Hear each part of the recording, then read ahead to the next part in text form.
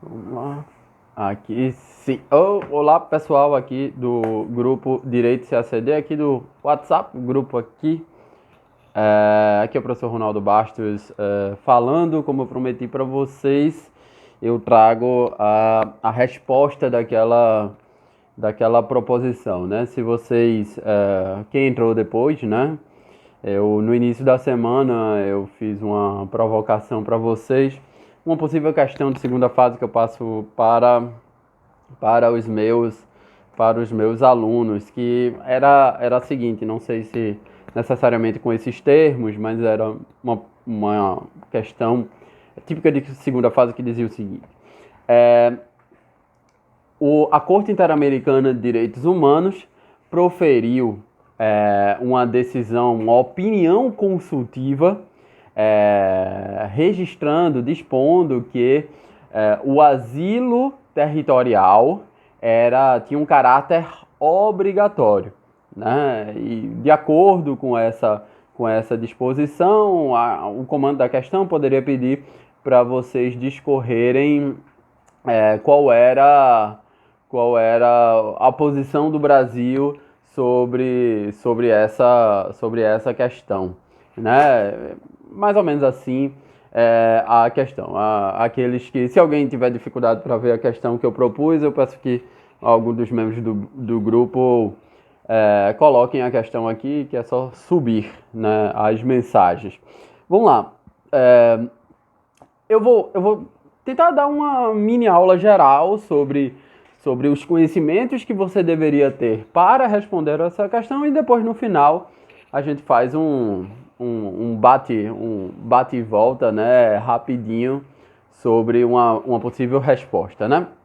A primeira questão que vocês têm que saber é que o Brasil ratificou a Convenção Americana de Direitos Humanos, que é chamado de Pacto de São José da Costa Rica, né? Uma convenção que vem lá de 1969.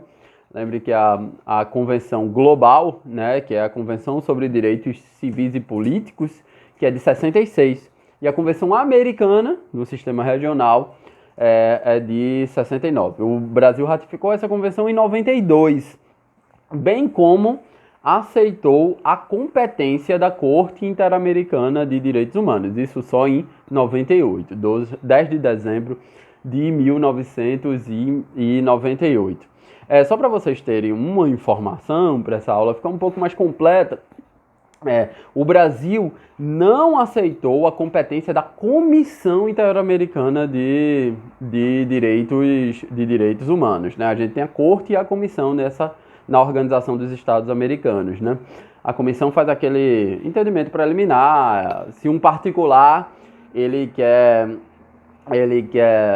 ter um problema no seu país atinente aos direitos humanos, ele pode fazer uma petição à comissão, ele não tem um acesso direto à Corte Interamericana de Direitos Humanos. Diferentemente do que ocorre na Convenção Europeia de Direitos Humanos, em que o indivíduo tem uma participação direta. É a comissão que analisa o caso e promove essa petição à Corte, né? O Brasil não aceitou, embora tenha aceitado a competência da Corte, o Brasil ainda não aceitou a competência da Comissão, principalmente no que atina as visitas automáticas. Na Comissão Interamericana de Direitos Humanos, às vezes tem um problema de direitos humanos, ela vai fazer essa verificação no país.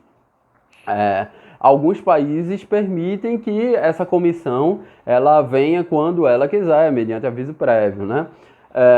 O Brasil não. O Brasil participa daquele grupo de países que dispõe que o país tem que dar uma autorização para a comissão vir. Há uma série de entraves em razão dessa posição do Brasil na efetivação dos direitos humanos. É assim que pensa a Corte, é assim que pensa a OEA em relação ao Brasil, né? Então, para a comissão vir fazer pesquisas sobre a situação de direitos humanos, é preciso que o Brasil dê autorização. Mas o Brasil ratificou a Convenção Americana e o Brasil aceitou a competência da Corte. Logo, o Brasil faz parte desse sistema regional de proteção aos direitos humanos. O Brasil faz parte da Organização dos Estados Americanos. Esse é um primeiro ponto que vocês têm que saber. Logo, o Brasil se obrigou a se submeter às decisões vinculantes da Corte Interamericana de Direitos Humanos. Esse ponto é fundamental, as decisões vinculantes. Por que é fundamental? Porque a gente vai ver lá na frente que a Corte Interamericana de Direitos Humanos profere decisões vinculantes, pelo qual o Brasil é obrigado a cumprir, e decisões não vinculantes, pelo qual tem caráter de recomendação e o Brasil cumpre se quiser. Né? Então esse ponto é fundamental, guarde esse ponto. O Brasil é obrigado a cumprir as decisões vinculantes proferidas pela Corte Interamericana de Direitos Humanos. O que é que a questão pedia? A questão falava de asilo. Então vamos entender um pouco o que é o asilo. Né? Existem basicamente dois tipos de asilo.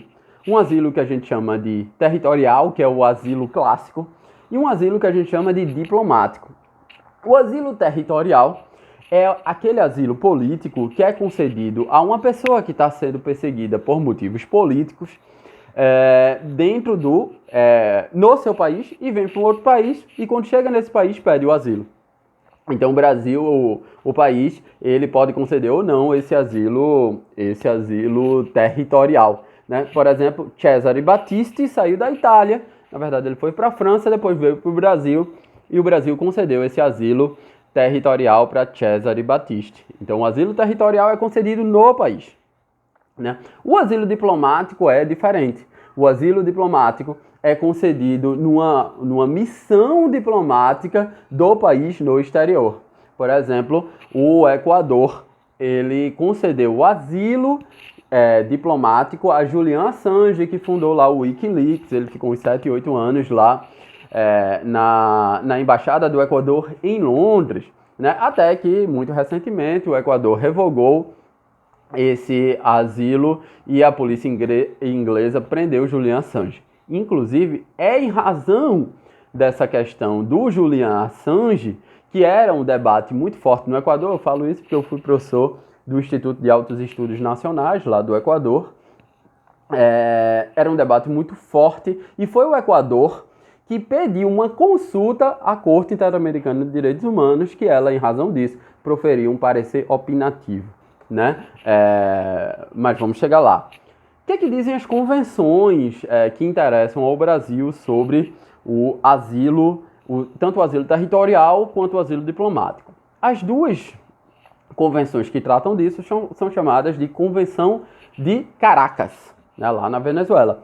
Então, a Convenção de Caracas sobre o asilo territorial, que é de 54, e foi ratificada pelo Brasil lá no decreto 55.929 de 1965. O que é que diz o artigo 1 dessa convenção? Todo Estado tem direito, no exercício de sua soberania, de admitir dentro do seu território as pessoas que julgar conveniente, sem que, pelo exercício desse direito, nenhum outro Estado possa fazer qualquer reclamação. Traduzindo em miúdos, quando o artigo 1 do asilo territorial diz que o Estado tem o direito no exercício da sua soberania, quer dizer que isso é um ato que a gente chama juridicamente de discricionário. O Estado vai, a partir de critérios de oportunidade e conveniência, deliberar se ele, em razão de uma série de questões de ordem política e de ordem jurídica também, deve ou não conceder o asilo, pode ou não conceder o asilo. O Estado pode escolher, por isso que isso é um ato discricionário. O ato que não é discricionário a gente chama de ato vinculante. O Estado não tem condições de escolher. Nesse caso, a Convenção de Caracas sobre o asilo territorial ela é bem clara. Todo Estado tem direito, no exercício da soberania, de admitir dentro do seu território as pessoas que julgar conveniente. O Estado vai ver se é conveniente ou não ele conceder esse asilo. No caso do asilo diplomático, que é a Convenção de Caracas sobre o asilo diplomático, lá também de 54, e que foi ratificada um pouco mais cedo, é o Decreto 42.628 de 1957, que é que diz o artigo 2º? Todo Estado tem o direito de conceder asilo, mas não está obrigado a concedê-lo nem a declarar porque o nega. Veja que a convenção é ainda mais clara no asilo diplomático, né? Ele não está obrigado a conceder, né? E o que é que diz a nossa lei de imigração, lei 13.445 de 2017, no artigo 27, né? Diz o seguinte: o asilo político, que constitui ato discricionário do Estado, poderá ser diplomático ou territorial e será outorgado como instrumento de proteção à pessoa. Veja que a lei de imigração, pegando todas essas duas convenções de Caracas, ela vai determinar muito claramente: a concessão do asilo é um ato discricionário. E se vocês percorrerem todos os livros tradicionais de doutrinas internacionalistas, essas doutrinas vão dizer que, diferentemente do refúgio, que quando as pessoas elas cumprem os requisitos, elas têm direito subjetivo a que o Estado conceda o refúgio, logo, não é um ato discricionário, é um ato vinculado. No asilo é considerado um ato discricionário. Um ato discricionário. O Estado pode ou não conceder. Veja o que diz. O Estado não é obrigado a concedê-lo, nem a declarar, porque o nega. E isso foi legitimado pela lei de migração. Vamos lá. Essas são, sei lá, umas preliminares, né, que vocês precisam saber. E aí vem um parecer opinativo da Corte Interamericana de Direitos Humanos, a Corte IDH, que é o parecer OC-25/18, né, que foi proferido em maio de 2018, 30 de maio de 2018, por uma consulta do Estado do Equador, no contexto de Julian Assange, né? E aí a gente precisa saber quais são os dois tipos de decisão que podem ser proferidas pela Corte Interamericana de Direitos Humanos.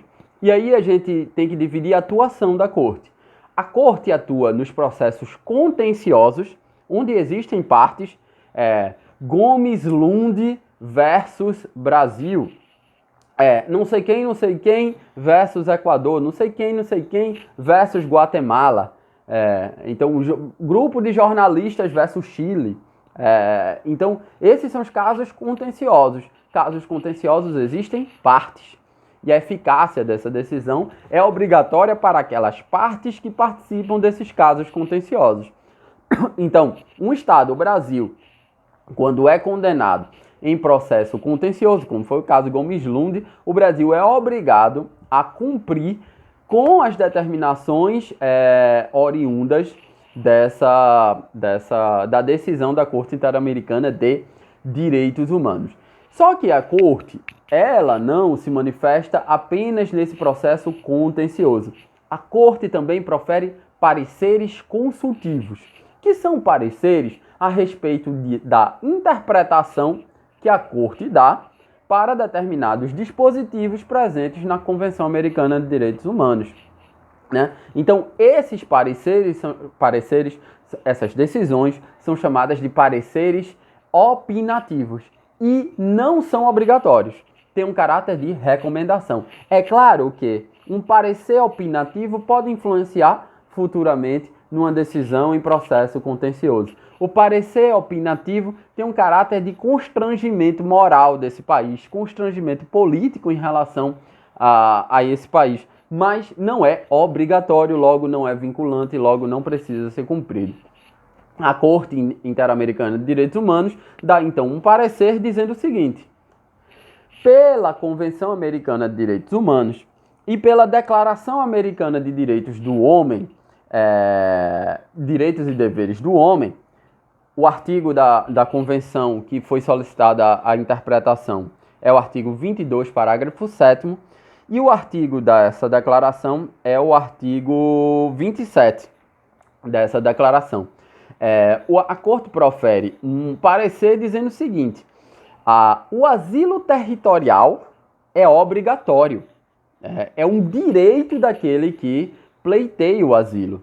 A Convenção é um tanto clara, a Convenção vai dizer que os indivíduos americanos têm o direito de ser concedido o seu asilo. Já o asilo diplomático, que é aquele que é feito nas missões do país no estrangeiro, esse é um ato, continua sendo um ato discricionário. E aí, vejam lá. A convenção com esse parecer, a Corte Interamericana com esse parecer opinativo, ela muda uma configuração muito clássica do que nós entendemos como um asilo político, que é sempre foi um ato discricionário, seja em sede de asilo territorial, seja em sede de asilo diplomático, né? Basta ler a lei de imigração não surge do nada. A lei de imigração surge a partir dessas convenções de Caracas sobre asilo diplomático e asilo territorial, e a lei de imigração surge a partir da doutrina dos internacionalistas, né? A Corte, se vocês analisarem a própria decisão, só aprofundando aqui, a Corte considera asilo em stricto sensu, né? Ou em lato sensu. Então a Corte coloca o refúgio dentro da noção de asilo também na decisão. Mas enfim, vamos para a questão então.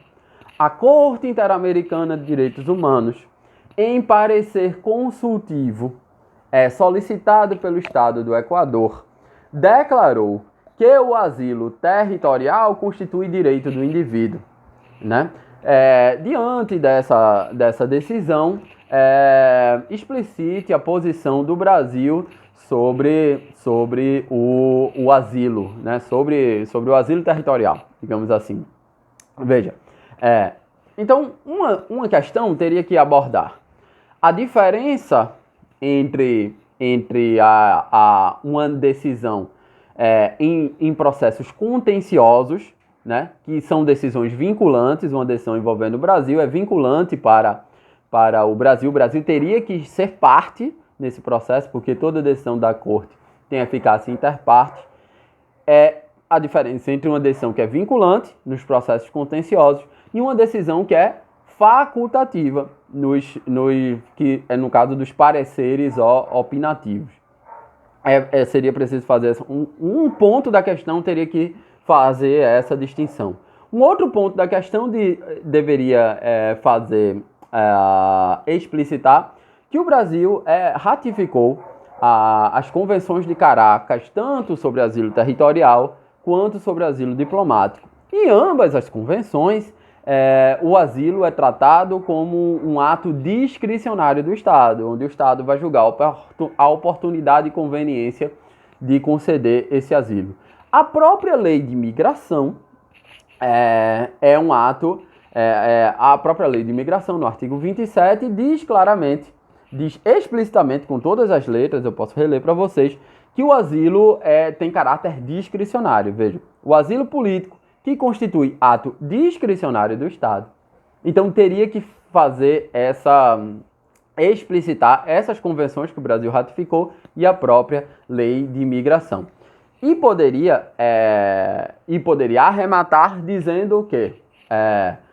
Como pareceres opinativos não têm caráter vinculante e a lei de imigração obriga o Brasil, e as convenções internacionais que o Brasil ratificou, como a Convenção de Caráter, também obrigam o Brasil só estaria obrigado a seguir as decisões de caráter vinculante. Logo, ele não é obrigado a decidir, a seguir esse parecer opinativo, porque o parecer opinativo tem caráter de recomendação e não pode obrigar o nosso país a seguir. Logo, o Brasil continua podendo a decidir se concede ou não o asilo. Embora, a despeito disso, o Brasil pode passar, enquanto política de Estado, a conceder sempre o asilo, independentemente de questões políticas ou não. Não sei se vocês entenderam. O Brasil não é obrigado a seguir esse parecer da Corte Interamericana de Direitos Humanos. Ele é obrigado a seguir as convenções que ele ratificou e a lei de imigração, que dizem que o ato de concessão de asilo é discricionário. A despeito, ou logo, ele não precisa seguir esse parecer. A despeito disso, ele pode guiar a sua política exterior como sempre conceder o asilo em respeito a opinião moral, digamos assim, ao constrangimento moral, à recomendação da Corte Interamericana de Direitos Humanos. É isso. Espero que vocês tenham entendido como seria mais ou menos uma resposta de segunda fase, sobre isso. Se vocês tiverem com alguma dúvida, é só vocês colocarem aqui no CACD, né, no grupo mesmo de WhatsApp, ou mandar um e-mail, pode mandar um e-mail para mim, contato@ronaldobastosjr.com.br, contato@ronaldobastosjr.com.br. Espero ter contribuído aí com o debate. Um abraço. Tchau.